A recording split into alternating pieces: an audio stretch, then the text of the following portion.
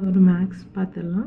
3x plus 4y is to 4x plus 6y is equal to 22 is to 32 எனில் x is to y என்ன அப்படின்னு கேட்டிருக்காங்க.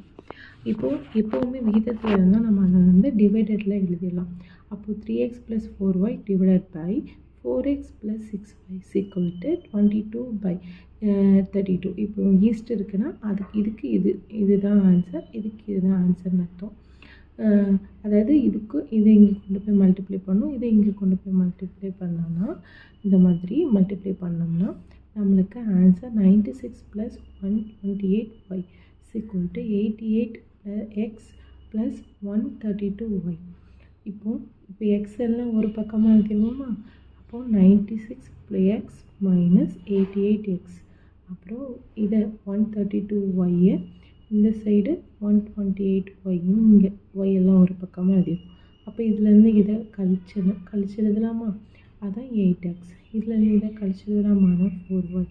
அப்போது x / y = 1/2. Answer அப்போ 1:2. அதுதான் ஆன்சர்.